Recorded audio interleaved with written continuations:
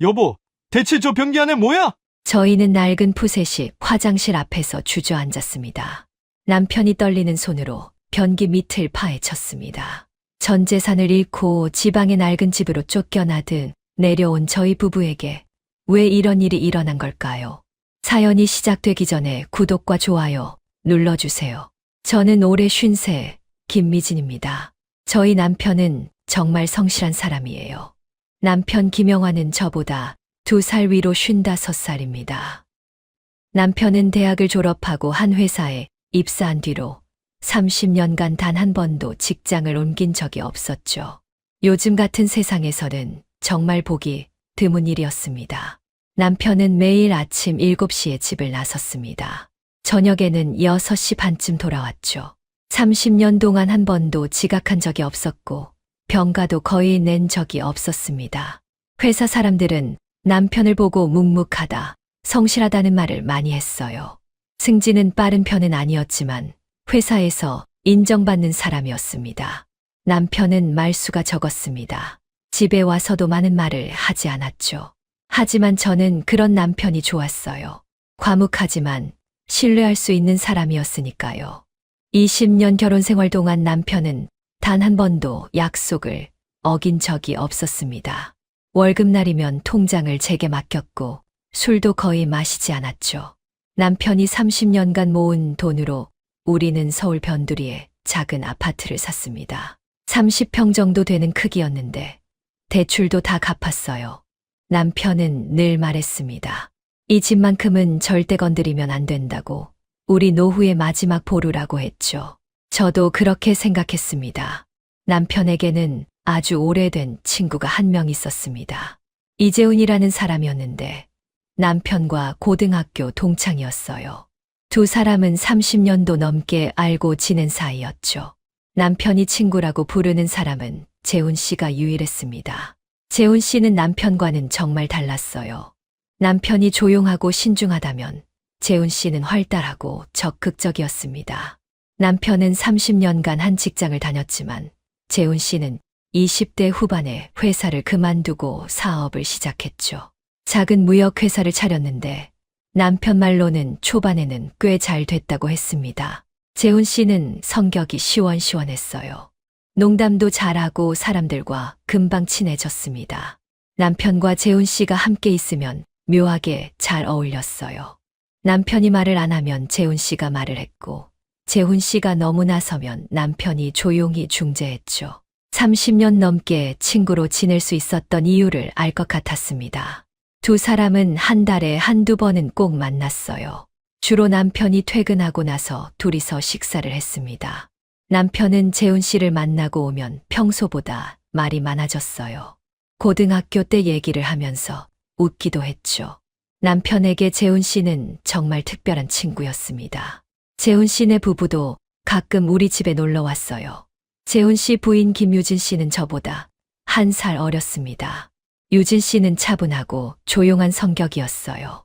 재훈 씨가 워낙 활발하니까 유진 씨는 옆에서 조용히 남편을 뒷받침하는 스타일이었죠. 저와 비슷한 면이 많았습니다.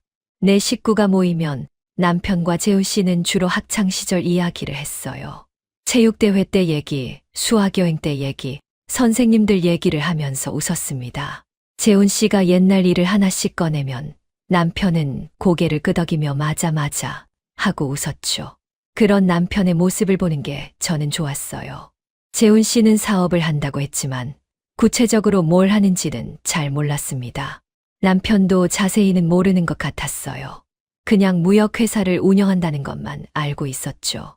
재훈 씨는 가끔 사업 이야기를 했는데 중국에 물건을 수출한다는 얘기를 들은 기억이 납니다. 재훈 씨는 남편보다는 경제적으로 여유가 있어 보였어요. 차도 남편보다 좋은 걸 탔고 옷도 괜찮은 걸 입었습니다. 하지만 재훈 씨는 그런 걸 자랑하거나 내세우지 않았어요. 오히려 남편을 격려하고 칭찬했죠. 30년 한 직장 다니는 게 얼마나 대단하냐고 자기는 못한다고 말했습니다. 남편도 재훈 씨를 존중했어요. 사업한다는 게 쉬운 일이 아니라고 재훈이는 배짱도 있고 능력도 있다고 말했습니다. 두 사람은 서로를 인정하고 아끼는 사이였어요. 보기 좋은 우정이었습니다. 그해 가을이었습니다. 날씨가 선선해지고 단풍이 들기 시작할 무렵이었죠. 재훈 씨한테서 남편에게 연락이 왔어요. 만나자고 했습니다. 남편은 평소처럼 재훈 씨를 만나러 나갔죠. 저는 그날도 별 생각 없이 남편을 배웅했습니다. 그런데 남편이 그날 밤 집에 돌아왔을 때 표정이 심각했어요. 거실 소파에 앉더니 한참을 말이 없었습니다. 남편은 원래 말이 없는 사람이지만 그날은 뭔가 달랐어요. 고민하는 표정이었죠. 제가 물었습니다. 재훈 씨가 뭐랬냐고, 무슨 일 있냐고요. 남편은 한참 있다가 한숨을 쉬며 말했어요. 재훈이가 요즘 사업이 많이 힘들다고 했다고요. 자금 사정이 안 좋아서 걱정이라고 했답니다. 저는 그래도 별일 아니라고 생각했어요. 사업하는 사람들은 원래 힘들 때도 있고 좋을 때도 있는 거 아니겠냐고 했습니다. 남편도 그렇다고 했어요. 재훈이도 지금까지 잘 해왔으니까 곧 나아질 거라고 했죠. 하지만 남편의 표정은 여전히 무거웠습니다. 남편은 재훈이가 고등학교 때부터 친구였다고, 평생 친구라고 말했어요. 재훈이가 힘들다는 게 남편도 마음이 안 좋은 것 같았습니다. 그 후로도 일상은 평범하게 흘러갔습니다. 남편은 여전히 매일 출퇴근을 했고 저는 집안일을 했죠. 하지만 가끔 남편이 생각에 잠긴 표정을 지을 때가 있었어요. 재훈 씨 생각을 하는 것 같았습니다. 그해 겨울이 다가오고 있었습니다. 날씨가 추워지고 거리에 크리스마스 장식이 걸릴 무렵이었어요. 저는 몰랐습니다. 남편과 재훈 씨의 우정이 곧 우리 인생을 완전히 바꿔놓을 거라는 걸요. 샵 시퀀스, 재훈 씨의 연락은 그 후로도 계속됐습니다. 한 달에 한두 번 만나던 두 사람이 일주일에 한 번씩 만나기 시작했어요. 남편은 퇴근하고 재훈 씨를 만나러 나갔고 집에 돌아오는 시간이 점점 늦어졌죠. 남편이 돌아올 때마다 표정이 무거웠습니다. 거실 소파에 앉아 한참을 멍하니 있는 날이 많아졌어요. 저는 물어봤습니다. 재훈 씨가 많이 힘드냐고요. 남편은 고개를 끄덕였습니다. 생각보다 상황이 심각한 것 같다고 했어요. 재훈 씨의 무역회사가 어려워진 건 중국 쪽 거래처 문제 때문이었습니다. 큰 거래처 하나가 갑자기 주문을 취소했대요. 이미 물건은 다 만들어 놓은 상태였고요. 재훈 씨는 그 물건들을 처리하지 못해서 자금이 묶여버렸다고 했습니다. 남편은 재훈 씨 이야기를 들려주면서 한숨을 쉬었어요. 재훈이가 은행 대출도 많이 받았는데 이자를 내는 것도 버겁다고 했답니다. 직원들 월급도 밀리고 있고 사무실 월세도 밀렸대요. 재훈 씨가 밤에 잠을 못 잔다고 했습니다. 저는 남편에게 물었습니다. 그럼 재훈 씨가 뭘 어떻게 하려고 하냐고요. 남편은 잠시 말이 없었습니다. 그러다가 조심스럽게 말했어요. 재훈이가 단기 대출을 좀 받으면 넘어갈 수 있을 것 같다고. 그런데 은행에서는 더 이상 대출을 안 해준대요. 그날 밤 남편은 잠을 설쳤습니다. 침대에 누워서도 자꾸 뒤척였어요. 저도 잠이 안 왔습니다. 남편의 마음이 편치 않다는 게 느껴졌죠. 30년 지기 친구가 힘들어하는데 남편도 마음이 아픈 거였습니다. 며칠 후였습니다. 남편이 퇴근하고 들어오더니 저를 불렀어요. 거실 소파에 나란히 앉았습니다. 남편은 한참 동안 말을 못하고 있었어요. 손가락으로 무릎을 계속 두드리고 있었습니다. 남편이 긴장했을 때 나오는 버릇이었죠. 남편이 입을 열었습니다. 재훈이가 자기한테 부탁을 했다고요. 무슨 부탁이냐고 제가 물었습니다. 남편은 한숨을 쉬며 말했어요. 보증을 좀 서달라고 했답니다. 은행에서 대출을 받으려면 보증인이 필요한데 자기밖에 믿을 사람이 없다고 재훈 씨가 말했대요. 저는 가슴이 철렁 내려앉았습니다. 보증이요? 얼마나 필요한데요? 남편은 말했습니다. 3억이요. 3억만 있으면 당장 급한 불을 끄고 사업을 정리할 수 있대요. 1년이면 충분히 갚을 수 있다고 재훈 씨가 말했답니다. 3억이라는 금액이 너무 컸습니다. 저희 집 아파트 가격이 딱 그 정도였어요. 우리의 전 재산이나 다름없었죠. 남편도 그걸 알고 있었습니다. 그래서 고민하고 있다고 했죠. 하지만 남편의 눈빛을 보니 이미 마음을 정한 것 같았어요. 남편이 말했습니다. 재훈이는 30년 넘게 알고 지낸 친구라고요. 고등학교 때부터 지금까지 한 번도 배신한 적이 없는 친구라고 했습니다. 재훈이가 거짓말을 하는 사람이 아니라는 걸 자기가 제일 잘 안다고 했어요. 저는 물었습니다. 그런데 보증을 서면 우리 집은 어떻게 되냐고요. 남편은 담보로 집을 잡아야 한대요. 은행에서 요구하는 조건이라고 했습니다. 하지만 6개월이면 재훈 씨가 다 갚을 거고, 그럼 아무 문제 없다고 했어요. 남편은 제 손을 잡았습니다. 여보, 나 재훈이 믿어요. 재훈이는 꼭 갚을 겁니다. 30년 친구인데 날 배신하지 않아요. 지금 재훈이한테는 나밖에 없어요. 내가 도와주지 않으면 재훈이는 정말 끝장이에요. 저는 남편의 눈을 봤습니다. 남편은 진심이었어요. 재훈 씨를 정말 믿고 있었습니다. 30년 우정이 남편에게 얼마나 소중한지 알 수 있었죠. 남편 같은 사람이 평생 친구라고 부르는 사람은 재훈 씨뿐이었으니까요. 저는 고민했습니다. 솔직히 불안했어요. 1억이라는 돈이 얼마나 큰 돈인데요. 우리 집을 담보로 잡는다는 것도 무섭고요. 하지만 남편의 표정을 보니 거절할 수가 없었습니다. 남편이 이렇게까지 간절하게 부탁하는 건 결혼하고 처음이었어요. 저는 물었습니다. 정말 1년이면 되는 거냐고요. 남편은 고개를 끄덕였습니다. 재훈 씨가 사업을 정리하는데 그 정도 시간이면 충분하대요. 재훈 씨가 가지고 있는 재고랑 설비를 팔면 3억은 나온답니다. 재훈 씨도 집이 있으니 최악의 경우 집을 팔아서라도 갚을 거라고 했어요. 저는 한참을 생각했습니다. 그리고 말했어요. 당신이 믿는다면 저도 믿겠다고요. 하지만 꼭 1년 안에 갚으라고 재훈 씨한테 확실히 말하라고 했습니다. 남편은 제 손을 꽉 잡았어요. 고맙다고, 걱정하지 말라고, 아무 일 없을 거라고 했습니다. 다음 날 남편은 재훈 씨를 만났습니다. 그날 저녁 남편이 집에 돌아왔을 때 재훈 씨도 함께 왔어요. 재훈 씨는 현관에 들어서자마자 제게 고개를 숙였습니다. 정말 죄송하다고, 폐를 끼친다고 6개월만 시간을 달라고 했어요. 재훈 씨의 얼굴은 많이 초췌해져 있었습니다.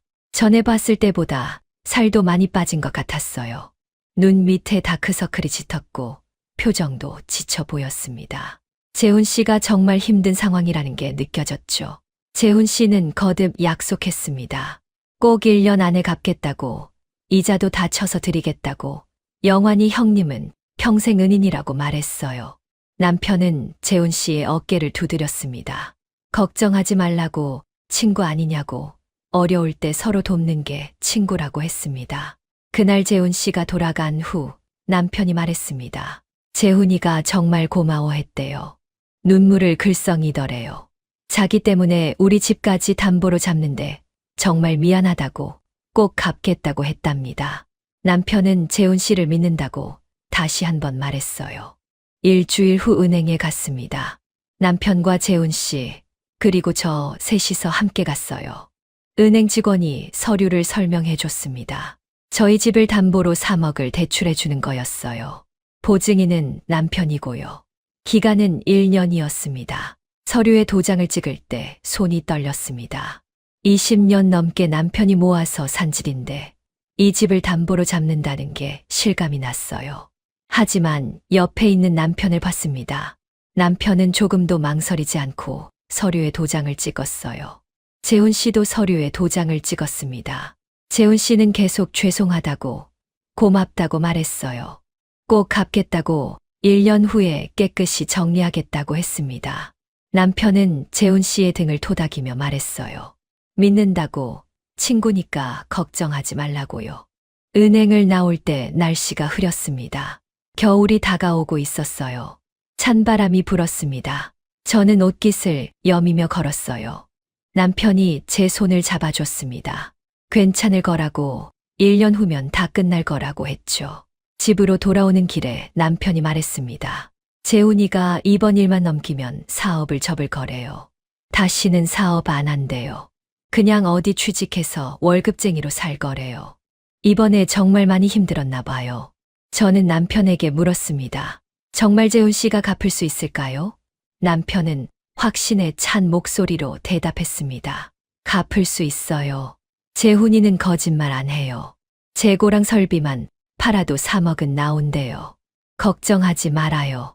그날 밤 저는 집 안을 돌아봤습니다. 20년 넘게 살아온 우리 집이었어요. 거실도 방도 부엌도 모든 게 익숙했습니다. 이 집이 우리 손을 떠날 수도 있다는 생각에 가슴이 답답했어요. 하지만 남편을 믿기로 했습니다. 남편이 30년 동안 친구로 지낸 사람을 믿는다면 저도 믿어야 했어요. 남편은 30년간 한 직장을 다닌 성실한 사람이었습니다. 그런 남편이 믿는 친구라면 분명 믿을 만한 사람일 거예요. 그렇게 1년이 시작됐습니다. 재훈 씨는 사업을 정리하기 시작했대요. 남편한테 연락이 가끔 왔습니다. 재고를 팔고 있다고, 설비도 처분하고 있다고 했어요. 순조롭게 진행되고 있다고 했습니다. 저는 안심했습니다. 역시 재훈 씨가 약속을 지키는구나 싶었어요. 남편도 여유가 생긴 것 같았습니다. 표정이 밝아졌고 밤에도 잘 잤어요. 1년만 지나면 모든 게 원래대로 돌아올 거였습니다. 그런데 그때는 몰랐습니다. 1년이 지나도 3억은 돌아오지 않을 거라는 거요. 재훈 씨의 약속은 지켜지지 않을 거라는 거요. 우리 인생이 완전히 무너질 거라는 거요. 저는 아직 아무것도 몰랐습니다. 샵 시퀀스 처음 몇 달은 괜찮았습니다. 재훈 씨는 한 달에 한 번씩 남편에게 연락했어요. 사업 정리가 순조롭게 진행되고 있다고 했습니다. 재고도 조금씩 팔리고 있고 설비도 처분하고 있다고 했죠. 남편은 그 소식을 들을 때마다 안심한 표정이었어요. 석 달쯤 지났을 때였습니다. 재훈 씨한테서 연락이 왔어요. 남편이 전화를 받고 나서 표정이 좀 어두워졌습니다. 제가 물었죠. 무슨 일이냐고요. 남편은 말했습니다. 재훈이가 생각보다 재고 처분이 잘 안 된대요. 경기가 안 좋아서 물건을 사려는 사람이 없대요. 저는 불안했습니다. 하지만 남편은 괜찮다고 했어요. 아직 시간이 많이 남았다고, 재훈이가 방법을 찾을 거라고 했습니다. 저도 남편을 믿고 싶었어요. 석 달밖에 안 지났는데 벌써 걱정하면 안 되는 거 아니냐고 스스로를 다독였죠. 그런데 그 후로 재훈 씨의 연락 간격이 길어지기 시작했습니다. 한 달에 한 번씩 오던 연락이 2달에 한 번이 됐어요. 남편이 먼저 전화를 해도 재훈 씨는 잘 안 받았습니다. 받아도 바쁘다고, 통화가 어렵다고 짧게 끊었어요. 남편의 표정이 점점 어두워졌습니다. 퇴근하고 집에 오면 소파에 앉아 멍하니 있는 시간이 많아졌어요. 밥을 먹어도 맛이 없는 것 같았습니다. 저는 걱정됐지만 아무 말도 할 수 없었어요. 뭐라고 위로해야 할지 몰랐습니다. 6달이 지났습니다. 약속한 1년의 절반이 지난 거예요. 남편은 재훈 씨에게 계속 연락을 시도했습니다. 하지만 재훈 씨는 전화를 받지 않았어요. 문자를 보내도 답이 없었습니다. 남편이 재훈 씨 회사에 전화를 걸었더니 그 번호도 이미 끊어져 있었어요. 남편이 말했습니다. 재훈이 사무실에 직접 가보겠다고요. 저도 같이 가자고 했습니다. 우리는 재훈 씨 사무실이 있던 곳으로 갔어요. 하지만 그곳에는 이미 다른 회사가 들어와 있었습니다. 관리실에 물어봤더니 재훈 씨 회사는 석 달 전에 이사를 갔대요. 남편의 얼굴이 창백해졌습니다. 석 달 전이요.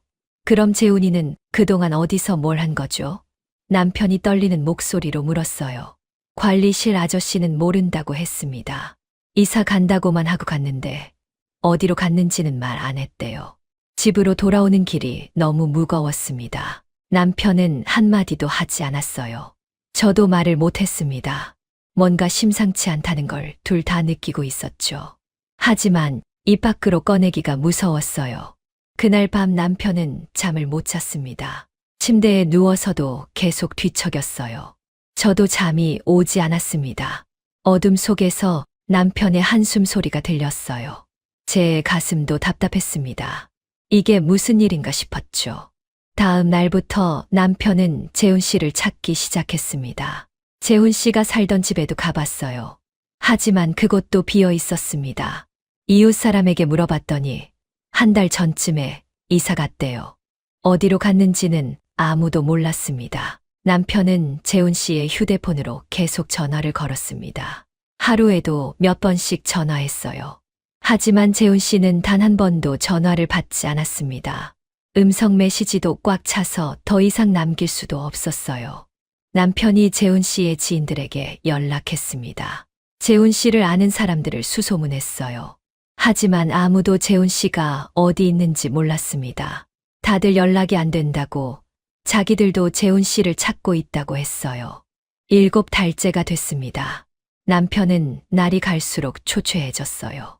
밥도 제대로 안 먹고 잠도 못 자고 회사에 가서도 일이 손에 안 잡힌대요. 30년 동안 성실하게 일하던 남편이 그렇게 변해가는 게 저는 너무 괴로웠습니다. 저도 불안했어요. 밤마다 악몽을 꿨습니다. 우리 집을 빼앗기는 꿈, 거리에서 헤매는 꿈을 꿨어요. 아침에 일어나면 온몸이 땀으로 젖어 있었습니다. 남편도 똑같았을 거예요. 그러던 어느 날이었습니다. 남편이 회사에 있을 때 집으로 전화가 왔어요.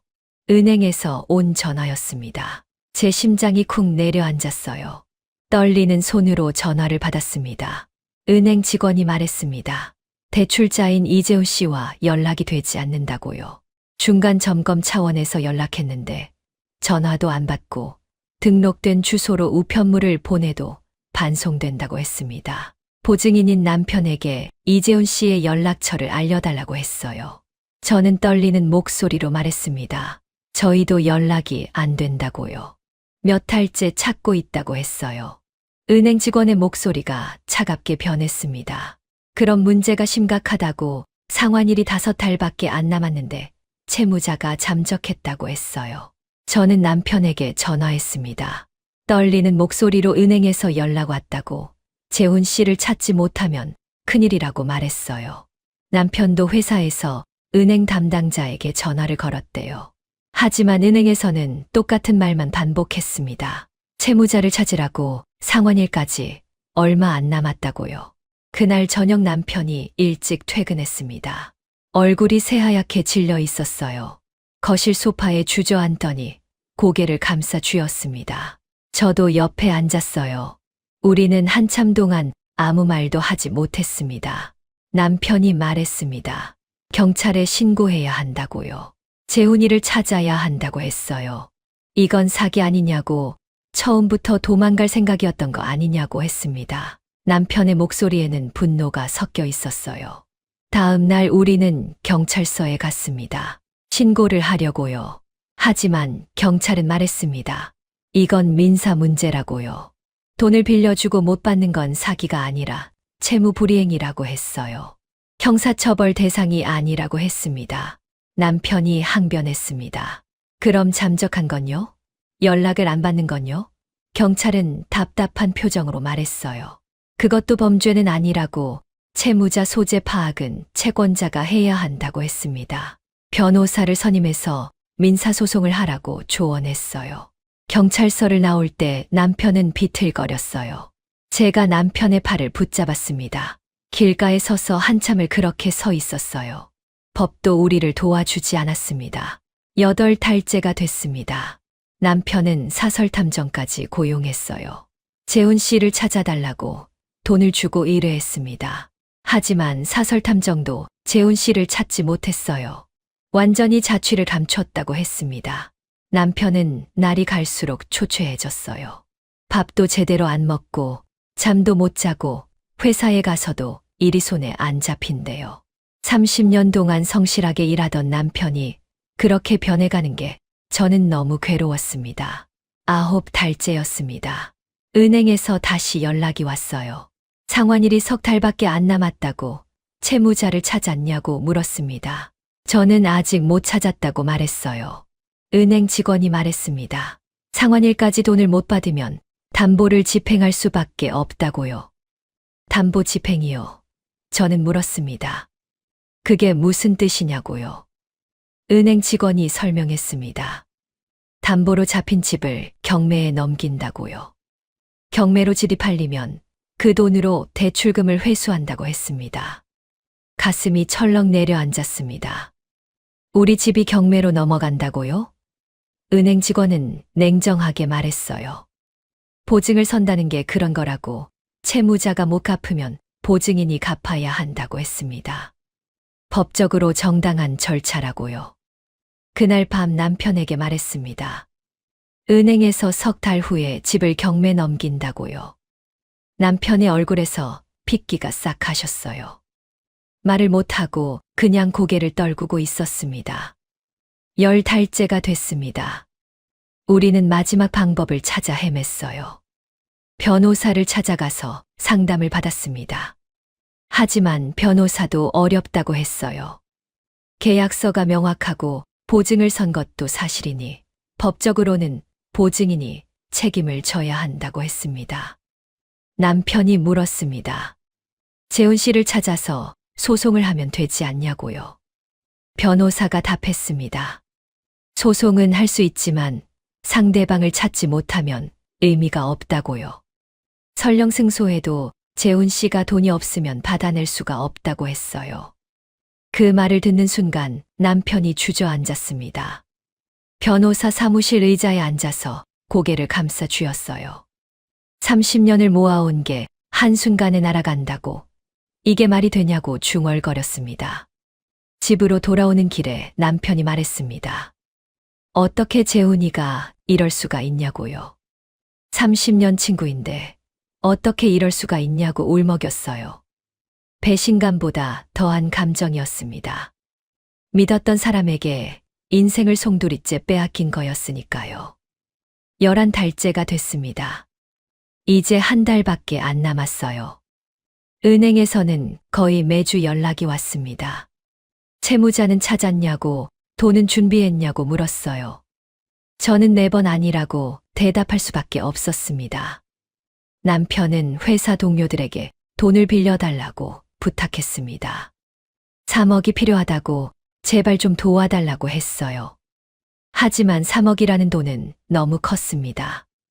아무도 그 돈을 빌려줄 수 없었어요. 남편이 부모님께도 연락했습니다. 연로하신 부모님께 손을 벌렸어요. 하지만 부모님도 그 돈은 없었습니다. 오히려 부모님이 더 걱정하셨어요. 아들이 그렇게 힘들어하는 걸 보시면서 같이 우셨습니다. 그날 밤 남편이 통곡했습니다. 30년 동안 모은 돈이 다 날아간다고, 어떻게 이럴 수가 있냐고 울었어요. 30년 친구를 믿었는데 배신당했다고, 자기가 바보 같다고 소리쳤습니다. 저도 울었습니다. 남편과 함께 울었어요. 우리가 뭘 잘못한 걸까요? 친구를 도와준 게 잘못인가요? 남편이 성실하게 산 게 잘못인가요? 아무것도 이해가 안 됐습니다. 마지막 날이 다가오고 있었습니다. 우리에게 남은 건 절망뿐이었어요. 1년이 됐습니다. 약속한 날이 왔어요. 하지만 재훈 씨는 나타나지 않았습니다. 돈도 없었고요. 우리는 그날 은행에서 통보를 받았어요. 담보 집행 절차를 시작한다고요. 우리 집이 경매로 넘어간다고 했습니다. 남편은 그 자리에서 무너졌어요. 은행 복도 벤치에 주저앉아서 한참을 일어나지 못했습니다.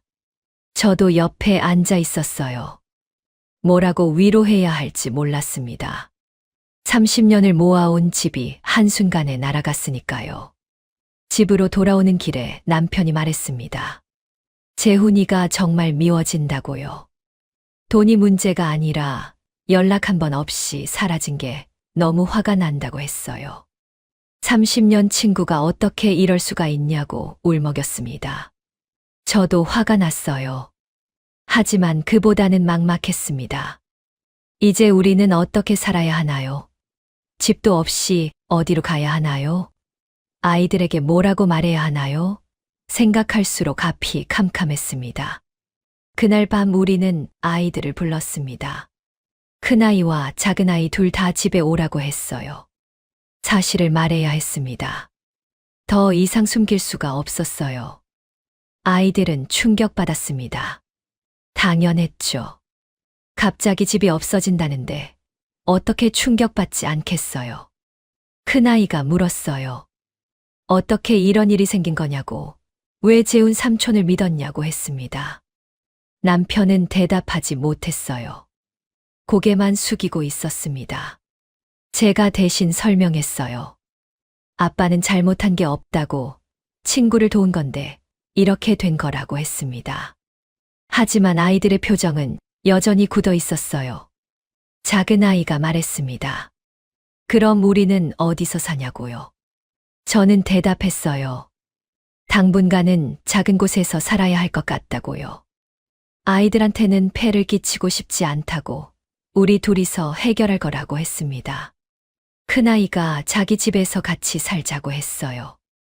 원룸이지만 좁더라도 함께 있자고 했습니다. 하지만 남편이 고개를 저었어요. 아니라고, 너희들까지 힘들게 할 수는 없다고 했습니다. 남편의 목소리는 떨리고 있었어요. 아이들이 돌아간 후 집안은 정말 조용했습니다. 남편과 저만 남았어요. 우리는 거실에 앉아서 한참을 말이 없었습니다. 20년을 살아온 집이었어요. 이 집을 떠나야 한다는 게 실감이 나지 않았습니다. 일주일 후 경매가 시작됐습니다. 우리 집에 사람들이 와서 집을 둘러봤어요. 부동산 중개인들과 구매 희망자들이었습니다. 남편과 저는 방에 들어가 있었어요. 낯선 사람들이 우리 집을 구경하는 게 너무 비참했습니다. 한 달 후 집이 팔렸습니다. 낙찰가는 3억 2천만 원이었어요. 은행이 3억을 가져가고 나머지 2천만 원은 우리 몫이었습니다. 30년을 모아서 산 집이 2천만 원으로 남은 거였어요. 이사할 날이 정해졌습니다. 한 달 후에 집을 비워야 했어요.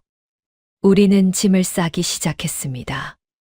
20년 동안 모아온 살림살이들이었어요.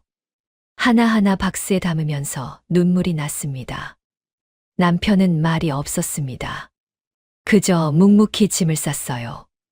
가끔 멈춰 서서 집 안을 둘러봤습니다. 남편의 눈에도 눈물이 맺혀 있었어요. 하지만 참고 있었습니다. 남자라는 이유로 울지 못하고 있었어요. 저는 남편에게 물었습니다. 우리 어디로 가요? 남편은 한참 생각하더니 말했어요. 일단 모텔에서 지내자고요. 방을 구할 때까지만이라고 했습니다. 모텔이요. 제 가슴이 무너졌어요. 2천만 원으로는 집을 살 수 없었습니다. 전세도 어려웠어요. 월세를 얻으려고 해도 보증금이 필요했습니다. 게다가 남편의 신용도 문제가 있었어요. 보증을 섰다가 채무 불이행이 됐으니까요. 그때였습니다. 남편에게 전화가 왔어요. 모르는 번호였습니다. 남편이 전화를 받더니 얼굴이 하얗게 변했어요. 손이 떨렸습니다. 저는 물었어요. 누구냐고요? 남편이 떨리는 목소리로 말했습니다. 재훈이 부인이래요. 유진 씨래요. 저도 깜짝 놀랐습니다. 유진 씨가 왜 연락을 한 거죠? 재훈 씨는요? 남편은 유진 씨에게 물었어요. 재훈이는 어디 있냐고요? 전화기 너머로 유진 씨의 울음소리가 들렸습니다. 남편의 표정이 점점 굳어갔어요. 손이 더 심하게 떨렸습니다. 남편이 휴대폰을 떨어뜨렸어요. 바닥에 떨어진 휴대폰에서 유진 씨의 울음소리가 계속 들렸습니다. 저는 휴대폰을 주워서 남편에게 물었습니다. 무슨 일이냐고요? 남편은 입술을 떨며 말했어요. 재훈이가 죽었대요. 세상이 멈춘 것 같았습니다. 뭐라고요? 남편이 주저앉았습니다. 무릎을 꿇고 바닥에 주저앉아서 머리를 감싸 쥐었어요. 아니야, 아니야 하고 중얼거렸습니다. 저도 그 자리에 주저앉았어요. 재훈 씨가 죽었다고요? 저는 떨리는 손으로 휴대폰을 들었습니다. 유진 씨에게 물었어요. 무슨 일이냐고, 어떻게 된 거냐고요. 유진 씨는 울면서 말했습니다. 한 달 전에 죽었대요. 스스로 그런 선택을 했대요. 가슴이 무너지는 것 같았습니다. 한 달 전이요. 그럼 우리가 재훈 씨를 찾아 헤맬 때 이미. 저는 말을 잇지 못했어요. 유진 씨의 울음소리가 계속 들렸습니다. 유진 씨가 말했습니다. 재훈 씨가 사업 실패로 너무 힘들어 했대요. 빚에 시달리고 사람들 만나기도 무섭고 집도 날아가고 견딜 수가 없었대요. 그래서 그런 선택을 한 거래요. 남편이 바닥을 쳤습니다. 왜 연락을 안 했냐고, 그렇게 힘들면 말을 하지. 왜 혼자 그런 선택을 했냐고 소리쳤어요. 남편의 목소리가 찢어지는 것 같았습니다. 유진 씨는 계속 울면서 말했습니다. 영환 씨한테 너무 미안해서 연락을 못 했대요. 돈을 못 갚게 돼서 죄송해서 전화를 받을 수가 없었대요. 그래서 도망 다니고 숨어 지냈대요. 그러다가 결국 저는 전화를 끊었습니다. 더 이상 들을 수가 없었어요. 남편은 바닥에 엎드려서 울었습니다. 오열했어요. 30년 친구가 죽었는데 우리는 그것도 모르고 재훈 씨를 미워하고 있었던 거예요. 남편이 말했습니다. 자기 잘못이라고요. 재훈이가 그렇게 힘들었는데 몰랐다고, 자기가 더 신경 썼어야 했다고, 재훈이를 죽게 만든 건 자기라고 했어요. 남편은 자책했습니다. 저는 남편을 붙잡았습니다. 당신 잘못이 아니라고, 재훈 씨가 선택한 거라고 말했어요. 하지만 남편은 계속 울었습니다. 친구를 잃은 슬픔과 전 재산을 잃은 절망이 동시에 밀려온 거였어요. 그날 밤은 정말 길었습니다. 남편은 새벽까지 울었어요. 저도 같이 울었습니다. 재훈 씨를 생각했어요. 얼마나 힘들었을까요? 얼마나 미안했을까요? 왜 우리한테 말하지 않았을까요? 며칠 후 우리는 재훈 씨의 장례식장에 갔습니다. 초라한 장례식장이었어요. 조문객도 많지 않았습니다. 유진 씨와 아이들만 덩그러니 있었어요. 유진 씨는 너무 초췌했습니다. 눈이 퉁퉁 부어 있었고 얼굴은 핏기가 없었어요. 우리를 보자마자 무릎을 꿇었습니다. 죄송하다고, 정말 죄송하다고 울며 사죄했어요. 남편도 무릎을 꿇었습니다. 두 사람은 그렇게 무릎을 꿇고 서로를 붙잡고 울었어요. 저도 유진 씨를 부축했습니다. 우리 모두 울었어요. 누구의 잘못도 아닌데, 모두가 피해자인데, 그저 울 수밖에 없었습니다. 영정사진 속에 재훈 씨는 웃고 있었습니다. 남편과 함께 찍은 옛날 사진이었어요. 고등학교 때 사진 같았습니다. 젊고 밝은 모습이었죠. 그 재훈 씨가 이렇게 떠났다는 게 믿기지 않았습니다. 장례식을 마치고 나왔을 때 남편이 말했습니다. 재훈이는 나쁜 사람이 아니었다고요.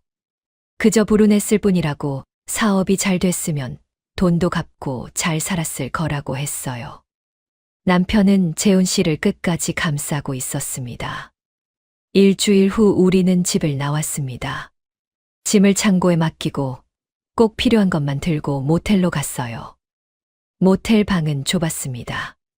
침대 하나랑 작은 테이블만 있었어요. 20년을 살던 집에서 모텔로 온 거였습니다.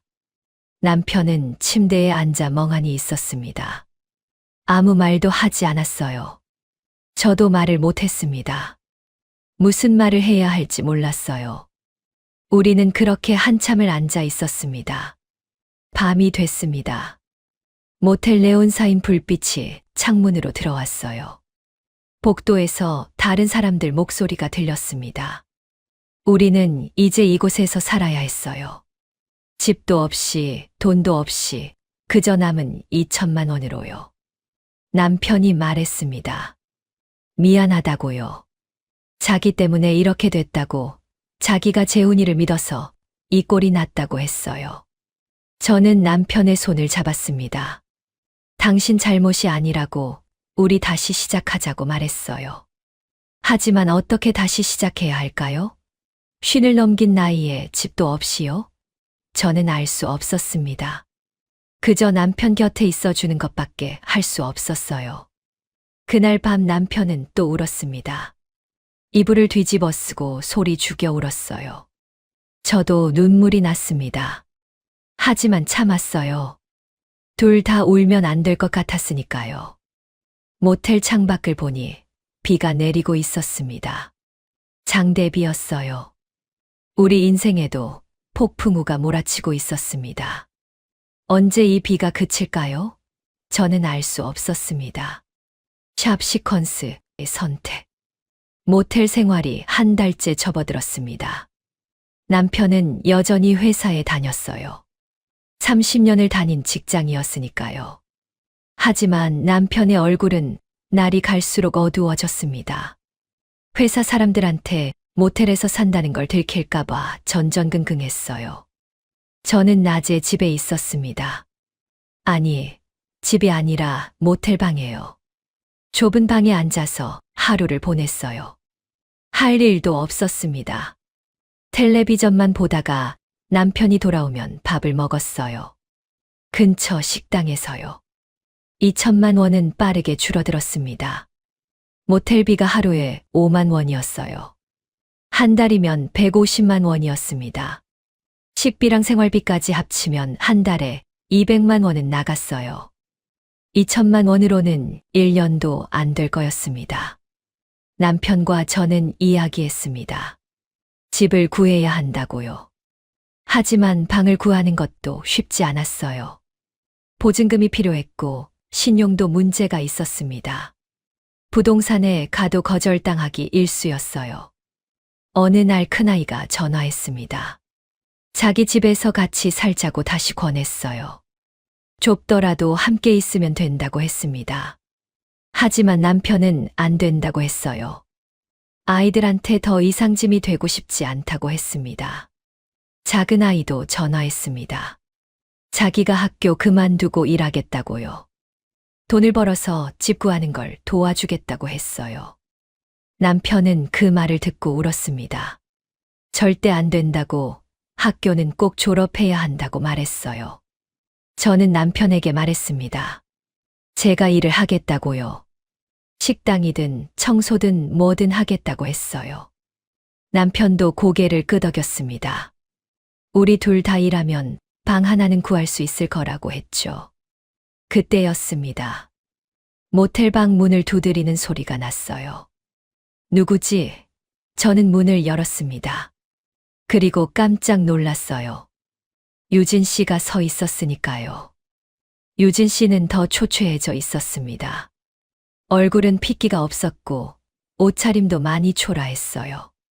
손에는 작은 가방 하나만 들고 있었습니다. 저를 보자마자 유진 씨가 고개를 숙였어요. 저는 유진 씨를 안으로 들였습니다. 남편도 놀란 표정이었어요. 유진 씨는 방에 들어오더니 바닥에 무릎을 꿇었습니다. 그리고 울기 시작했어요. 유진 씨가 말했습니다. 죄송하다고요. 정말 죄송하다고 했어요. 영환 씨 부부한테 이렇게 큰 피해를 입혀서 죄송하다고, 용서를 구하러 왔다고 울면서 말했습니다. 남편도 무릎을 꿇었습니다. 유진 씨를 부축하며 일어나라고 했어요. 유진 씨 잘못이 아니라고, 재훈이 잘못도 아니라고, 그냥 불운이었다고 말했습니다. 남편의 목소리도 떨리고 있었어요. 유진 씨는 계속 울었습니다. 자기도 집이 없다고 했어요. 재훈 씨 빚 때문에 집도 날아갔고, 지금은 언니네 집에서 아이들과 함께 신세를 지고 있다고 했습니다. 매일 미안하고 죄송해서 견딜 수가 없었대요. 저도 유진 씨를 부축했습니다. 괜찮다고, 우리도 이렇게 살고 있다고, 서로 힘든 거라고 말했어요. 유진 씨는 모텔방을 둘러보더니 더 울었습니다. 영환 씨 부부가 이런 곳에서 산다는 게 너무 죄송하다고 했어요. 우리는 모텔 침대에 앉아서 이야기를 나눴습니다. 유진 씨는 재훈 씨 이야기를 했어요. 재훈 씨가 마지막까지 영환 씨한테 미안해했다고, 영환 씨만큼은 배신하고 싶지 않았다고, 하지만 어쩔 수 없었다고 말했대요.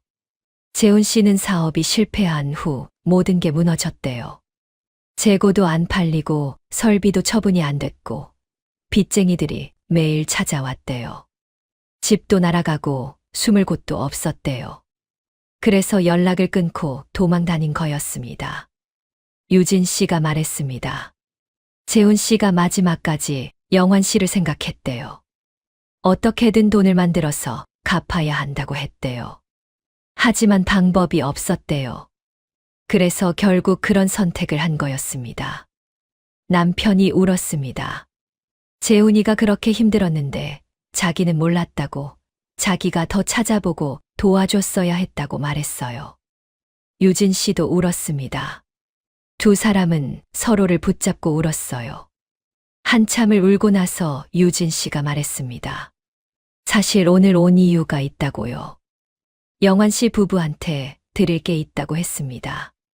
무슨 말인지 몰라서 제가 물었어요. 뭐냐고요? 유진 씨가 가방에서 종이 봉투를 꺼냈습니다. 낡은 봉투였어요. 유진 씨는 그 봉투를 남편에게 건넸습니다. 이게 뭐냐고 남편이 물었어요. 유진 씨가 말했습니다. 집 열쇠라고요. 시아버님이 남기신 집이 지방에 있다고 했어요. 오래되고 낡은 집인데 재훈 씨가 물려받은 거래요. 그 집밖에 줄 게 없다고 거기라도 가서 살라고 했습니다. 남편이 손을 저었습니다. 안 된다고, 그건 유진 씨네 재산이라고, 받을 수 없다고 했어요. 하지만 유진 씨는 고개를 저었습니다. 자기는 언니네 집에서 살 거라고, 그 집은 너무 낡아서 자기네는 못 산다고 했어요. 유진 씨가 계속 말했습니다.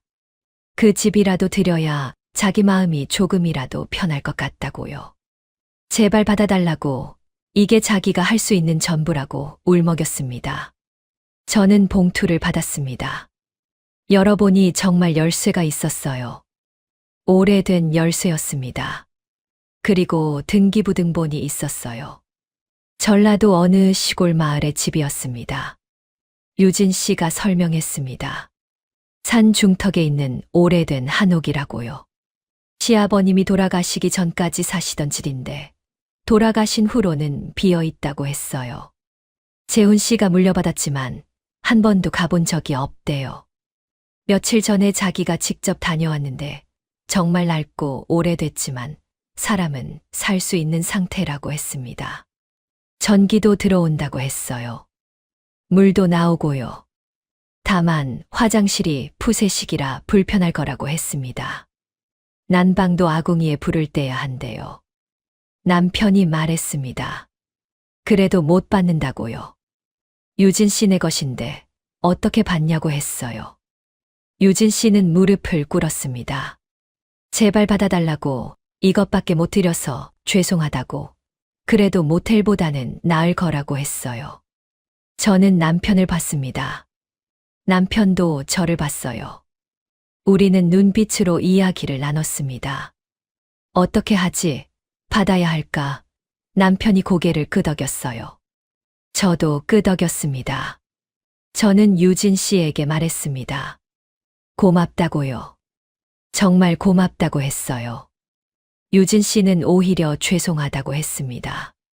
이런 낡은 집밖에 못 들여서 죄송하다고, 그래도 비 피하고 살 수는 있을 거라고 말했어요.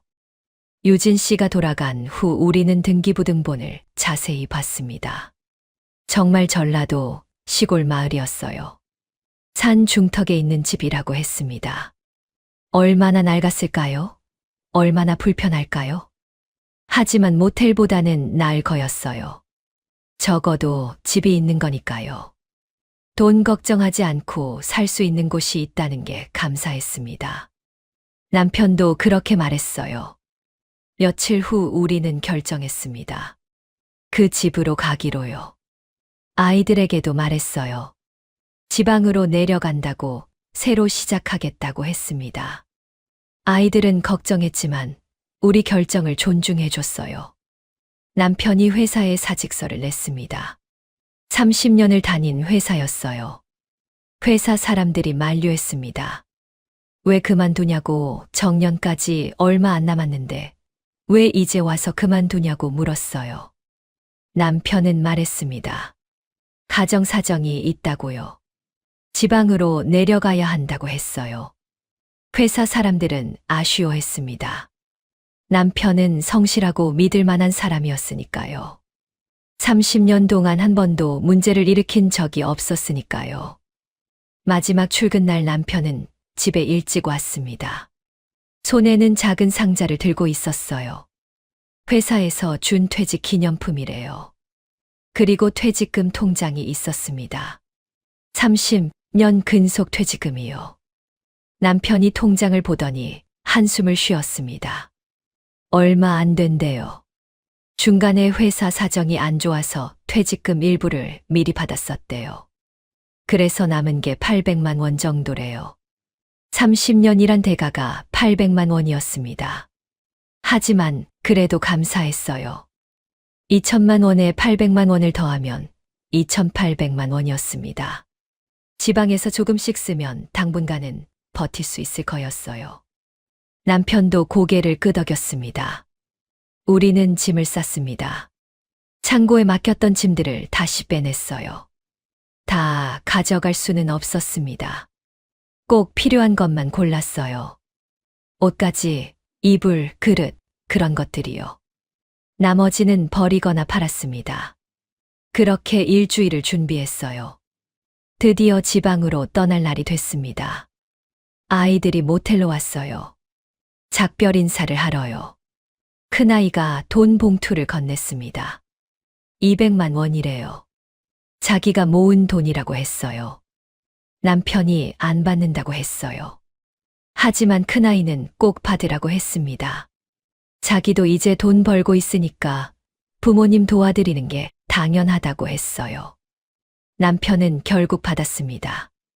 그리고 큰아이를 꼭 안았어요. 작은 아이도 울었습니다. 자기가 어려서 아무것도 못 도와드려서 죄송하다고요. 졸업하면 취직해서 돈 보내드리겠다고 했습니다. 저는 작은 아이를 안으며 말했어요. 학교나 잘 다니라고, 그게 부모 마음 편하게 하는 거라고요. 아이들과 작별하고 우리는 버스에 올랐습니다. 서울을 떠나는 버스였어요. 창밖으로 서울 풍경이 지나갔습니다. 20년을 살았던 서울이었어요. 이제 떠나는 거였습니다. 버스 안에서 남편이 제 손을 잡았습니다. 미안하다고 했어요. 저는 고개를 저었습니다. 미안할 것 없다고, 우리 다시 시작하자고 말했어요. 남편이 고개를 끄덕였습니다. 버스는 계속 달렸습니다. 서울에서 점점 멀어졌어요. 고속도로를 달리고 국도를 달리고 좁은 길로 접어들었습니다. 주변 풍경이 점점 시골이 됐어요. 몇 시간을 달려서 버스에서 내렸습니다. 작은 시외버스 터미널이었어요. 거기서 다시 마을버스를 탔습니다. 산길을 한참 올라갔어요. 버스는 덜컹거렸습니다. 마을 입구에서 내렸습니다. 거기서부터는 걸어야 한대요. 우리는 짐을 들고 걸었어요. 좁은 길을 따라 올라갔습니다. 주변에는 나무들이 많았어요. 정말 산 중턱이었습니다. 한참을 걸어 올라갔습니다. 그리고 드디어 집이 보였어요. 낡은 한옥이었습니다. 기와지붕이 있고 마당이 있는 집이었어요. 하지만 정말 오래됐어요. 페인트는 벗겨졌고 담장은 금이 가 있었습니다. 우리는 대문을 열고 들어갔습니다.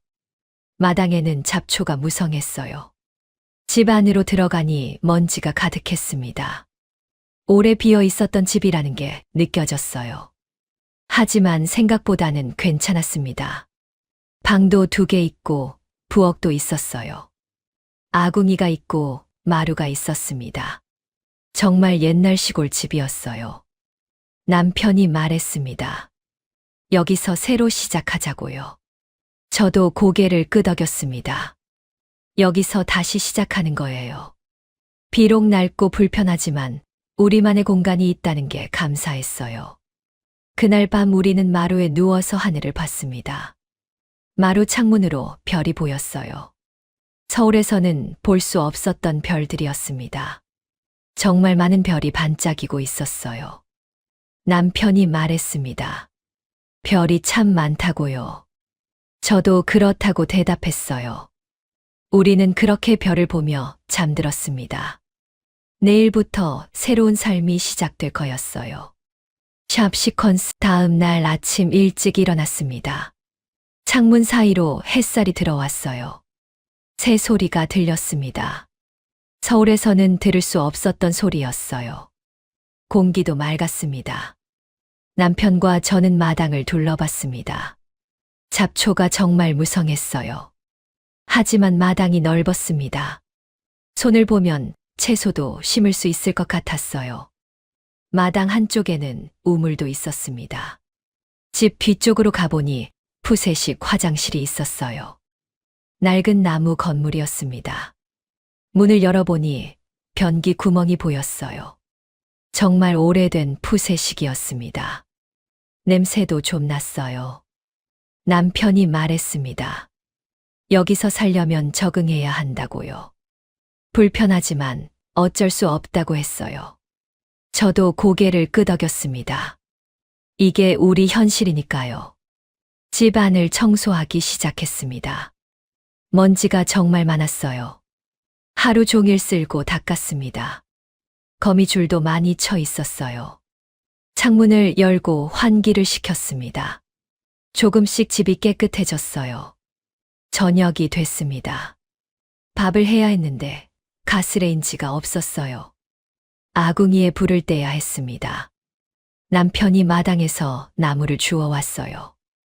오래전에 쓰던 장작들이 있었습니다. 저는 아궁이에 불을 지폈습니다. 처음에는 잘 안 됐어요. 연기만 났습니다. 하지만 몇 번 시도하니 불이 붙었어요. 아궁이에서 따뜻한 불빛이 났습니다. 남편이 옆에서 지켜봤습니다. 저를 보고 웃었어요. 오랜만에 보는 남편의 웃음이었습니다. 당신 대단하다고 아궁이도 지필 줄 아냐고 했어요. 저도 웃었습니다. 불이 타오르면서 방바닥이 따뜻해졌습니다. 온돌이 데워지는 거였어요. 신기했어요. 이렇게 방이 따뜻해지다니요. 남편도 신기하다고 했습니다. 밥이 됐습니다. 아궁이에서 지은 밥이었어요. 반찬은 없었지만 김치만 있으면 됐습니다. 우리는 마루에 앉아서 밥을 먹었어요. 맛있었습니다. 오랜만에 제대로 된 식사 같았어요. 남편이 말했습니다. 여기도 괜찮은 것 같다고요. 불편하긴 하지만 나쁘지 않다고 했어요. 저도 그렇다고 대답했습니다. 적응하면 살만할 것 같았어요. 밥을 먹고 나서 남편이 말했습니다. 화장실 좀 다녀오겠다고요. 남편은 마당을 가로질러 뒤쪽으로 갔어요. 푸세식 화장실로요. 저는 설거지를 했습니다. 그런데 갑자기 남편이 소리를 질렀습니다. 여보, 여보, 급한 목소리였어요. 제 가슴이 철렁했습니다. 무슨 일이지? 저는 뛰어나갔어요. 푸세식 화장실 앞에 남편이 서 있었습니다. 화장실 문을 열고 안을 들여다보고 있었어요. 남편의 얼굴이 창백했습니다. 무슨 일이냐고 제가 물었어요. 남편이 손가락으로 가리켰습니다. 변기 구멍 밑을 보라고 했어요. 저도 조심스럽게 들여다봤습니다. 어두웠어요. 하지만 뭔가 보였습니다. 나무십 사이로 뭔가 빨간 게 보였어요. 남편이 말했습니다. 저게 뭔지 모르겠다고요. 빨간색 천 같은데 자연스럽게 있는 게 아닌 것 같다고 했어요. 저도 자세히 봤습니다. 분명 뭔가 있었어요. 남편이 말했습니다. 꺼내봐야 할 것 같다고요. 저는 깜짝 놀랐어요. 거기서 뭘 꺼낸다고요? 하지만 남편은 진지했습니다. 뭔지 확인해야 한다고 했어요. 남편은 창고에서 긴 막대기를 가져왔습니다. 그리고 조심스럽게 변기 구멍 안으로 막대기를 넣었어요.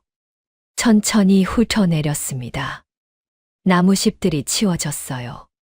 그러자 빨간 보자기가 선명하게 보였습니다. 정말 보자기였어요. 누군가 일부러 넣어둔 것 같았습니다.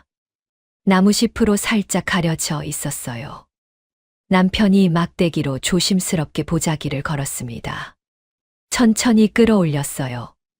무거운 것 같았습니다. 보자기 안에 뭔가 있는 거였어요. 드디어 보자기를 꺼냈습니다. 빨간색 천으로 된 보자기였어요. 오래된 것 같았습니다. 남편이 보자기를 받아들었어요. 손이 떨렸습니다. 마당으로 나왔습니다. 보자기를 땅에 내려놨어요. 남편과 저는 서로를 쳐다봤습니다. 이게 뭘까요? 왜 화장실에 이게 있었을까요? 남편이 보자기를 풀기 시작했습니다. 끈을 조심스럽게 풀었어요. 손이 계속 떨렸습니다. 저도 숨을 죽이고 지켜봤어요. 보자기가 펼쳐졌습니다. 그리고 우리는 그 안에 있는 걸 봤어요. 순간 숨이 멎었습니다. 믿을 수가 없었어요. 비닐봉지가 여러 개 있었습니다. 그 안에 돈다발이 보였어요. 5만 원권 지폐들이었습니다. 얼마나 많은지 알 수 없었어요. 그리고 종이가 한 장 있었습니다. 땅 문서 같았어요. 남편이 떨리는 손으로 비닐봉지를 열었습니다. 정말 돈이었어요. 새 돈은 아니었지만 쓸 수 있는 돈이었습니다. 얼마나 되는지 세어봐야 알 것 같았어요. 저는 종이를 집어들었습니다. 등기부등본이었어요. 땅 문서였습니다. 이 집 주변의 땅이었어요. 면적이 꽤 넓었습니다. 소유자는 이재훈이라고 되어 있었어요. 남편이 말했습니다. 이게 대체 뭐냐고요? 왜 재훈이 이름으로 된 땅 문서가 여기 있냐고 했어요. 저도 이해할 수 없었습니다. 다시 보자기를 뒤졌습니다. 또 다른 비닐봉지가 있었어요. 그 안에는 금 같은 게 있었습니다. 금반지, 금목걸이, 금부치들이었어요. 꽤 많았습니다. 남편이 주저앉았습니다. 이게 무슨 일이냐고, 어떻게 된 거냐고 중얼거렸어요. 저도 마찬가지였습니다. 머릿속이 하얘졌어요. 돈을 세어봤습니다. 떨리는 손으로 한 장 한 장 세었어요. 5만 원권이 400장이었습니다. 2천만 원이었어요. 그리고 1만 원권도 있었습니다. 300만 원 정도 됐어요. 합치면 2,300만 원이었습니다. 금부치도 확인했습니다. 얼마나 되는지 정확히는 몰랐지만 상당한 가치가 있어 보였어요. 아마 몇백만 원은 될 것 같았습니다. 그리고 땅 문서요. 이 땅이 얼마짜리인지는 몰랐지만 분명 가치가 있을 거였어요. 넓은 땅이었으니까요. 남편이 말했습니다. 재훈이가 이걸 여기 숨겨둔 거 아니냐고요. 돈도 못 갚고 죽었는데 이런 게 여기 있었다고. 이게 도대체 무슨 일이냐고 했어요. 저도 혼란스러웠습니다. 재훈 씨가 돈이 없어서 못 갚았다고 했는데 여기 이렇게 돈이 있었다고요. 그럼 왜 안 갚은 거죠? 왜 이걸 여기 숨겨둔 거죠? 남편이 생각했습니다. 한참을 생각하더니 말했어요. 재훈이 아버지가 숨겨둔 게 아닐까요? 재훈이는 이 집에 한 번도 안 왔으니까 몰랐을 거라고 했어요. 그 말이 맞는 것 같았습니다. 재훈 씨 아버지가 생전에 이걸 숨겨뒀을 거예요. 그리고 재훈 씨한테 말하지 못하고 돌아가신 거겠죠. 재훈 씨는 이 집을 물려받았지만 한 번도 오지 않았으니 이걸 모르고 죽은 거였어요. 남편이 울었습니다. 재훈이가 이걸 알았으면 돈도 갚고 살 수 있었을 거라고요. 그런데 몰랐다고, 그래서 죽었다고, 너무 억울하다고 울었어요. 저도 눈물이 났습니다. 재훈 씨가 불쌍했어요. 아버지가 이렇게 재산을 남겨뒀는데 모르고 죽었다니요. 만약 알았으면 모든 게 달라졌을 텐데요. 남편이 말했습니다. 이걸 유진 씨한테 줘야 한다고요. 재훈이 재산이니까 유진 씨 거라고 당장 연락해야 한다고 했어요. 저도 고개를 끄덕였습니다. 하지만 한편으로는 복잡했습니다. 우리는 전 재산을 잃고 이렇게 어렵게 살고 있는데요. 이 돈이면 우리도 다시 일어설 수 있는데요. 하지만 남편 말이 맞았어요. 이건 재훈 씨 재산이니까요. 남편이 휴대폰을 꺼냈습니다. 유진 씨에게 전화를 걸었어요. 유진 씨가 받았습니다. 남편이 말했어요. 지금 당장 이 집으로 와야 한다고, 믿을 수 없는 일이 생겼다고 했습니다. 유진 씨는 무슨 일이냐고 물었대요. 남편은 전화로는 말할 수 없다고, 직접 와서 봐야 한다고 했습니다. 유진 씨는 걱정스러운 목소리로 알겠다고 했대요. 전화를 끊고 남편이 말했습니다. 유진 씨가 내일 온대요. 내일 보자기를 보여주고 다 주겠대요. 저는 남편을 봤습니다. 정말 주는 게 맞나요? 남편은 고개를 끄덕였어요. 이게 맞는 일이라고 했습니다. 그날 밤 우리는 잠을 못 잤습니다. 보자기를 방 안에 두고 지켰어요. 믿을 수 없는 하루였습니다. 화장실에서 이런 걸 발견하다니요. 재훈 씨를 생각했습니다. 만약 재훈 씨가 이걸 알았다면 어땠을까요? 모든 게 달랐을까요? 하지만 이미 늦었어요. 재훈 씨는 없었습니다. 내일 유진 씨가 오면 어떻게 될까요? 유진 씨는 뭐라고 할까요? 저는 궁금했습니다. 그리고 한편으로는 복잡했어요. 우리의 운명은 어떻게 될까요? 다음 날 오전이었습니다. 유진 씨가 도착했어요. 버스를 타고 왔다고 했습니다. 얼굴은 여전히 초췌했어요. 무슨 일이냐고 물었습니다. 우리는 유진 씨를 마루로 안내했습니다. 그리고 빨간 보자기를 가져왔어요. 유진 씨가 보자기를 보더니 눈을 크게 떴습니다. 이게 뭐냐고 물었어요. 남편이 설명했습니다. 어제 화장실에서 발견했다고요. 변기 밑에 숨겨져 있었다고 했어요. 유진 씨는 믿을 수 없다는 표정이었습니다. 남편이 보자기를 풀었습니다. 안에 있던 돈다발과 금붙이, 땅 문서를 보여줬어요. 유진 씨는 그걸 보고 입을 다물지 못했습니다. 손으로 입을 가렸어요. 유진 씨가 떨리는 손으로 돈을 만져봤습니다. 정말 돈이었어요. 그리고 땅 문서를 봤습니다. 남편 이름으로 된 거라고, 재훈 씨 이름이라고 남편이 말했어요. 유진 씨가 울기 시작했습니다. 어떻게 이런 일이, 여기 이런 게 있었다니 하면서 울었어요. 저도 옆에서 유진 씨를 토닥였습니다. 남편이 말했습니다. 아마 재훈이 아버지가 숨겨두신 것 같다고요. 재훈이는 이 집에 한 번도 안 왔으니 몰랐을 거라고 했어요. 유진 씨는 계속 울면서 고개를 끄덕였습니다. 유진 씨가 말했습니다. 시아버님이 돌아가시기 전에 뭔가 말씀하시려다가 못하셨대요. 의식이 없어지셔서요. 그게 이 얘기였을 거라고 했습니다. 시아버님이 이걸 숨겨뒀는데 재훈 씨한테 말할 기회가 없었던 거였어요. 남편이 말했습니다. 이게 유진 씨 거라고요. 재훈이 재산이니까 유진 씨가 가져야 한다고 했어요. 우리는 그냥 발견한 것뿐이라고 했습니다. 유진 씨가 손을 저었습니다. 안 된다고요. 이건 영환 씨 부부 거라고 했어요. 자기는 이미 집도 받았는데 이것까지 받을 수 없다고 했습니다. 하지만 남편은 고개를 저었습니다. 아니라고요. 이건 재훈이 아버지가 재훈이한테 남긴 거라고, 법적으로도 유진 씨 재산이라고 했어요.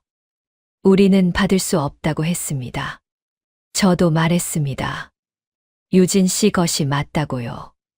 우리는 이 집도 유진 씨한테 받은 건데 이것까지는 받을 수 없다고 했어요. 제 마음도 그랬습니다. 비록 돈이 필요했지만 이건 아니었어요. 유진 씨가 계속 울었습니다. 고맙다고, 영환 씨 부부는 정말 좋은 사람이라고, 자기네가 이렇게 피해를 입혔는데도 이렇게 해주다니 고맙다고 했어요. 남편이 유진 씨 손을 잡았습니다. 친구 아내니까 당연한 거라고, 재훈이도 우리가 이렇게 하길 원할 거라고 말했어요. 유진 씨는 더 울었습니다. 한참을 그렇게 있다가 유진 씨가 말했습니다. 이 돈으로 빚을 갚겠다고요. 영환 씨 부부한테 진 빚이 3억인데 이걸로 조금이라도 갚겠다고 했어요.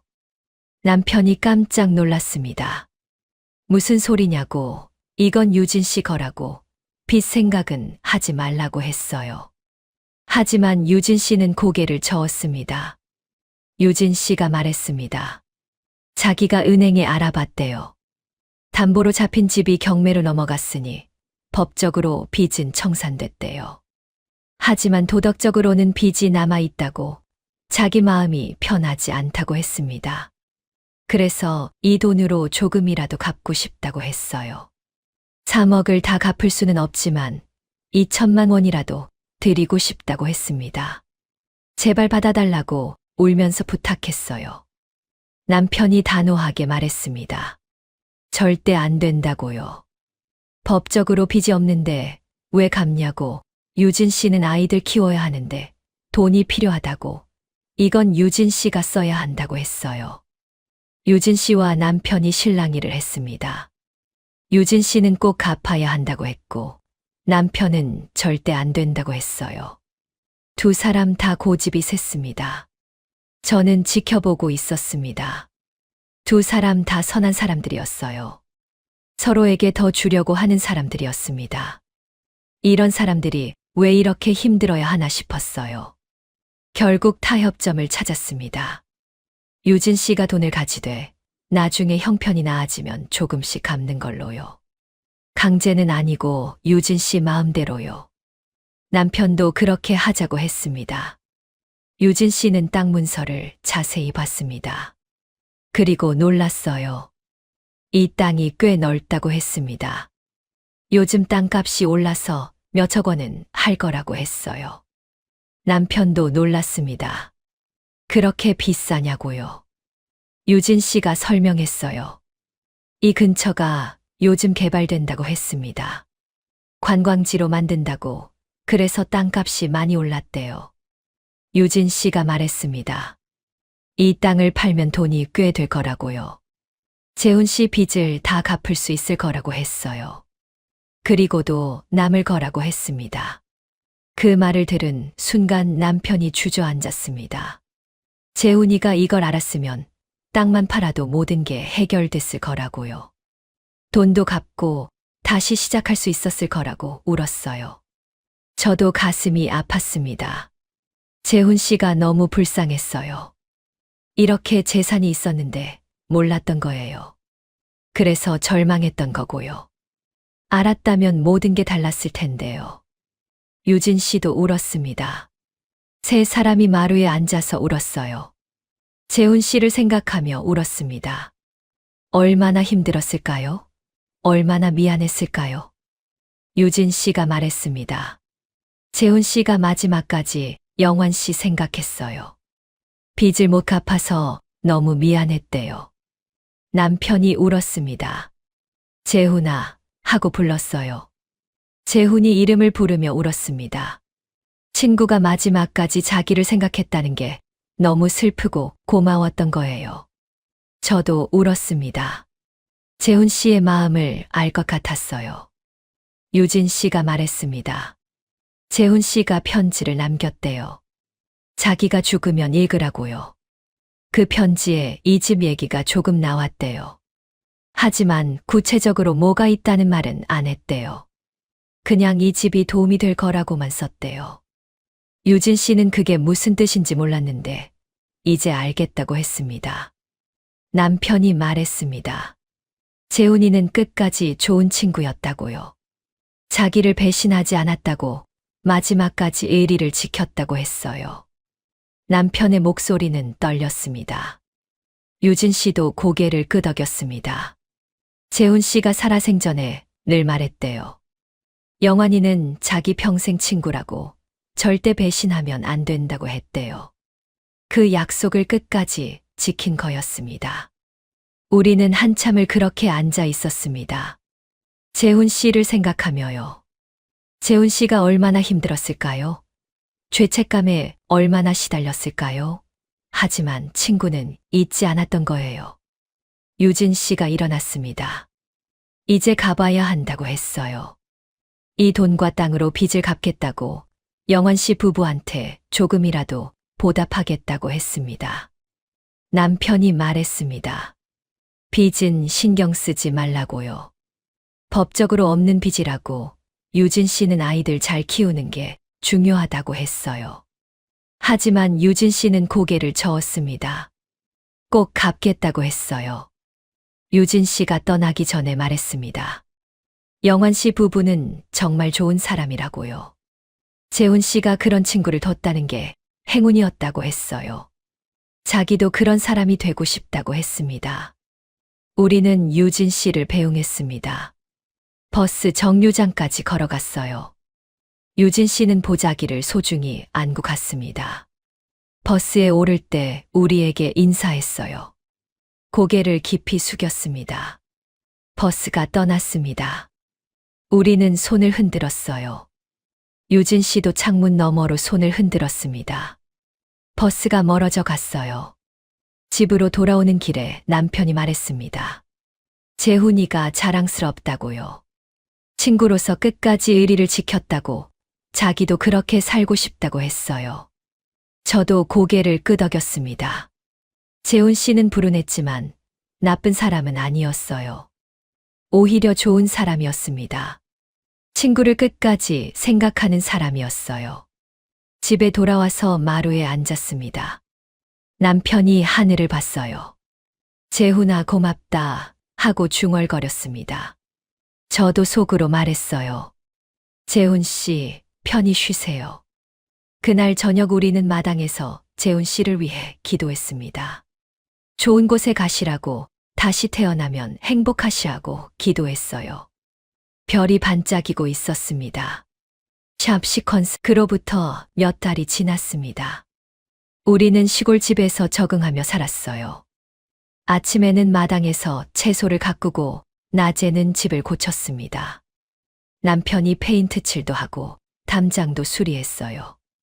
불편한 것도 많았습니다. 푸세식 화장실은 여전히 불편했고 아궁이 불 지피는 것도 익숙하지 않았어요. 하지만 나쁘지 않았습니다. 평화로웠어요. 남편은 마을에서 일거리를 찾았습니다. 농사일을 도와주고 품삯을 받았어요. 많은 돈은 아니었지만 생활하는 데는 충분했습니다. 저도 마을 회관에서 청소 일을 했어요. 2,800만 원은 조금씩 썼습니다. 급한 데는 쓰지 않았어요. 혹시 모를 일을 대비해서 아껴뒀습니다. 다행히 생활비는 품삯으로 충분했어요. 어느 날 유진 씨한테 전화가 왔습니다. 땅을 팔았대요. 생각보다 비싸게 팔렸다고 했어요. 4억 원을 받았답니다. 남편도 놀랐습니다. 근처 땅들이 다 비싸게 팔린대요. 운이 좋았다고 했습니다. 그리고 유진 씨는 약속대로 했습니다. 우리한테 돈을 보냈어요. 빚을 조금이라도 갚고 싶다고 했습니다. 법적으로는 빚이 아니지만 마음의 빚이라고 했어요. 남편이 거절했습니다. 전화로 안 된다고 했어요. 유진 씨는 아이들 키워야 하는데 돈이 필요하다고, 우리는 괜찮다고 했습니다. 하지만 유진 씨는 이미 보냈다고 했어요. 며칠 후 정말 돈이 왔습니다. 통장으로 입금됐어요. 남편은 한숨을 쉬었습니다. 유진 씨한테 전화했지만 유진 씨는 받지 않았어요. 나중에 유진 씨한테 문자가 왔습니다. 제발 받아달라고, 이렇게라도 해야 자기 마음이 편하다고, 영환 씨 부부 덕분에 자기도 다시 살 수 있게 됐다고 했어요. 남편이 답장했습니다. 고맙다고, 유진 씨도 건강하게 잘 살라고, 아이들 잘 키우라고 썼어요. 유진 씨가 답했습니다. 꼭 그러겠다고, 영환 씨 부부도 건강하시라고 했습니다. 남편이 말했습니다. 이 돈으로 작은 가게라도 하나 하자고요. 마을에 슈퍼마켓이 없으니 작은 가게를 열면 될 것 같다고 했어요. 저도 좋은 생각이라고 했습니다. 우리는 집 앞 창고를 고쳤습니다. 가게로 만들었어요. 간단한 물건들을 팔기 시작했습니다. 라면, 음료수, 과자, 생필품 같은 거요. 마을 사람들이 찾아왔어요. 장사가 잘 됐습니다. 마을에 가게가 없었으니까요. 사람들이 고마워했어요. 이제 먼 데까지 안 가도 된다고 했습니다. 남편도 저도 보람을 느꼈어요. 아이들도 자주 찾아왔습니다. 큰아이는 결혼 준비를 하고 있었어요. 작은아이는 대학을 졸업하고 취직했습니다. 아이들을 보면 뿌듯했어요. 큰아이가 말했습니다. 아빠가 자랑스럽다고요. 힘든 일을 겪고도 다시 일어섰다고, 그런 아빠를 보면서 많이 배운다고 했어요. 남편은 쑥스러워하며 웃었습니다. 작은아이도 말했습니다. 엄마 아빠처럼 살고 싶다고요. 어려워도 포기하지 않는 사람이 되고 싶다고 했어요. 제 눈에 눈물이 났습니다. 아이들이 이렇게 컸구나 싶었어요. 1년쯤 지났을 때 유진 씨가 아이들과 함께 찾아왔습니다. 재훈 씨 기일이라고 했어요. 함께 재훈 씨를 추모하고 싶다고 했습니다. 우리는 마당에서 간단한 제사를 지냈습니다. 재훈 씨 사진을 놓고 절을 했어요. 음식도 차렸습니다. 재훈 씨가 좋아하던 음식들이요. 남편이 재훈 씨 사진 앞에서 말했습니다. 재훈아, 고맙다고요. 끝까지 친구로 남아줘서 고맙다고. 너 덕분에 우리가 다시 일어설 수 있었다고 했어요. 남편의 목소리가 떨렸습니다. 유진 씨도 말했습니다. 여보, 당신은 잘못한 게 없다고요. 불운했을 뿐이라고 하늘에서는 편히 쉬라고 했어요. 유진 씨도 울었습니다. 저도 마음속으로 말했습니다. 재훈 씨, 좋은 친구를 두셨어요. 그 친구가 끝까지 당신을 기억하고 있어요. 편히 쉬세요. 제사를 마치고 우리는 마루에 앉아 이야기를 나눴습니다. 유진 씨가 근황을 말해줬어요. 작은 식당을 시작했대요. 아이들이 도와준다고 했습니다. 장사가 잘 된대요. 유진 씨가 말했습니다. 다시 시작할 수 있었던 건 영환 씨 부부 덕분이라고요. 그 돈이 없었으면 식당도 못 차렸을 거라고 했어요. 정말 고맙다고 했습니다. 남편이 고개를 저었습니다. 그건 재훈이 덕분이라고요. 재훈이가 남긴 거라고 재훈이한테 감사해야 한다고 했어요. 유진 씨도 고개를 끄덕였습니다. 저녁이 됐습니다. 우리는 함께 식사를 했어요. 가게에서 파는 라면을 끓여서 나눠 먹었습니다. 소박하지만 따뜻한 식사였어요. 유진 씨네 가족이 돌아갈 때 남편이 말했습니다. 자주 놀러 오라고요. 여기가 유진 씨네 집이기도 하니까 언제든 와도 된다고 했어요. 유진 씨는 고맙다고 했습니다. 그날 밤 남편과 저는 마루에 앉아 있었습니다. 별을 보면서요. 정말 많은 일이 있었습니다. 집을 잃고 친구를 잃고 절망했던 날들이요. 하지만 지금은 괜찮았습니다. 다시 일어섰으니까요. 작지만 가게도 있고 살 집도 있고 건강도 괜찮았어요. 아이들도 잘 자랐고요. 남편이 말했습니다. 재훈이한테 배웠다고요. 친구가 뭔지, 의리가 뭔지 배웠다고 했어요. 죽어서도 친구를 생각하는 게 진짜 친구라고 했습니다. 저도 고개를 끄덕였습니다. 재훈 씨는 불운했지만 좋은 사람이었어요. 끝까지 친구를 배신하지 않았습니다. 그게 진짜 우정이었어요. 남편이 계속 말했습니다. 사람이 살면서 제일 중요한 게 뭔지 알겠다고요. 돈도 중요하고 집도 중요하지만 그것보다 중요한 게 사람이라고 했어요. 믿을 수 있는 사람이요. 재훈이는 그런 사람이었다고 했습니다. 비록 돈은 못 갚았지만 마음만큼은 끝까지 갚으려고 했다고요. 그게 더 소중한 거라고 남편이 말했어요. 저도 그렇게 생각했습니다. 돈은 벌 수 있어요. 집도 다시 살 수 있고요. 하지만 사람은 다시 만나기 어렵습니다. 특히 진심으로 대하는 사람은요. 남편이 하늘을 봤습니다. 재훈아 하고 불렀어요. 너 정말 좋은 친구였어. 30년 동안 고마웠어. 다음 생에 다시 만나면 그때는 더 행복하게 살자. 남편이 중얼거렸습니다. 저도 속으로 말했습니다. 재훈 씨, 좋은 곳에 계세요. 그리고 우리가 잘 사는 거 지켜봐 주세요. 유진 씨네도 잘 되게 도와주세요. 시간이 더 흘렀습니다. 가게는 잘 됐어요. 마을 사람들이 많이 찾아왔습니다. 우리는 성실하게 일했어요. 아침 일찍 문을 열고 저녁 늦게 닫았습니다. 남편은 마을 사람들과도 친해졌습니다. 일손이 필요하면 도와주고 어려운 일 있으면 상담도 해줬어요. 사람들이 남편을 좋아했습니다. 믿을 수 있는 사람이라고 했어요. 저도 마을에 적응했습니다. 부녀회 활동도 하고 마을 행사도 도왔어요. 서울 생활이 그리울 때도 있었지만 여기 생활도 나쁘지 않았습니다. 어느 날 큰아이가 결혼했습니다. 작은 결혼식이었어요. 가족과 가까운 사람들만 모였습니다. 유진 씨네 가족도 왔어요. 모두 축하해 줬습니다. 결혼식에서 남편이 축사를 했습니다. 아이들아, 서로 믿고 살아라. 힘든 일이 있어도 함께 이겨내라. 그게 부부고 가족이다. 남편이 말했어요. 그리고 덧붙였습니다. 사람을 소중히 여겨라.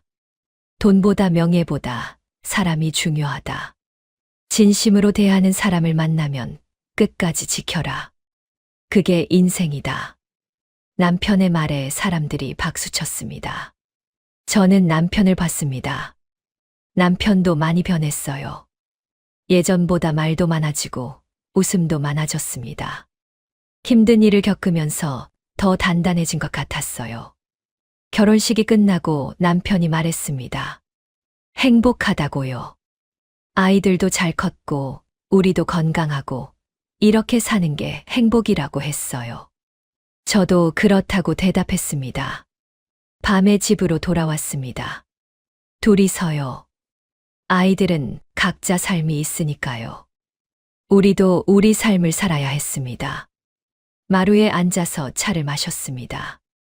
남편이 말했습니다. 재훈이 생각난다고요. 재훈이도 여기 있었으면 좋았을 거라고, 함께 늙어가면서 이런저런 얘기 나누고 살았으면 좋았을 텐데 했어요. 저도 그렇게 생각했습니다. 재훈 씨와 유진 씨네 부부가 여기서 함께 살았으면 좋았을 거예요. 내 식구가 모여서 밥도 먹고 차도 마시면서요. 하지만 이제 재훈 씨는 없었습니다. 다만 재훈 씨가 남긴 건 있었어요. 우정이요. 의리요. 끝까지 친구를 생각하는 마음이요. 그게 우리한테 남은 거였습니다. 남편이 말했습니다. 재훈이 덕분에 인생을 배웠다고요.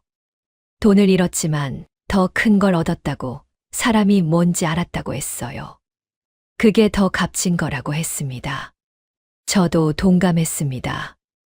우리는 집을 잃었어요. 전 재산을 잃었어요. 하지만 더 중요한 걸 배웠습니다. 사람의 진심을요. 우정의 가치를요. 의리가 뭔지요. 재훈 씨는 돈은 못 갚았습니다. 하지만 마음은 갚았어요. 끝까지 친구를 생각했으니까요. 그게 진짜 갚는 거였습니다. 남편도 그걸 알았어요. 밤이 깊어갔습니다. 별들이 반짝였어요. 저 별들 중 하나가 재훈 씨일까요? 우리를 지켜보고 있을까요? 그랬으면 좋겠다고 생각했습니다.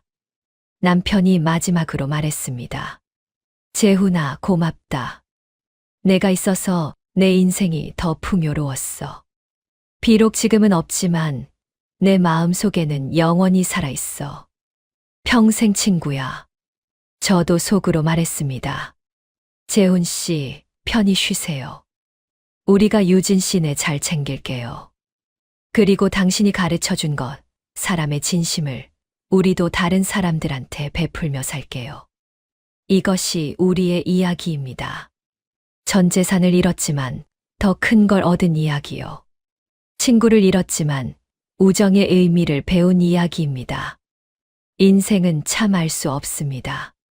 좋을 때도 있고 나쁜 때도 있어요. 하지만 중요한 건 그 속에서 사람을 만나는 거예요. 진심으로 대하는 사람을요. 돈은 다시 벌 수 있습니다. 집도 다시 살 수 있어요. 하지만 사람은 다시 만나기 어렵습니다. 특히 진심 어린 사람은요. 그래서 사람이 제일 중요합니다. 재훈 씨가 우리한테 그걸 가르쳐 줬어요. 죽어서도 친구를 생각하는 마음이요. 그게 진짜 우정이고 진짜 의리입니다. 우리는 그걸 평생 기억할 겁니다. 그리고 우리도 그렇게 살 겁니다. 사람을 소중히 여기며 진심을 다해 대하며 끝까지 의리를 지키며 살 거예요. 그게 재훈 씨한테 보답하는 길이니까요. 별이 더 밝게 빛났습니다. 재훈 씨가 웃고 있는 것 같았어요. 우리도 미소 지었습니다. 그렇게 밤은 깊어갔습니다.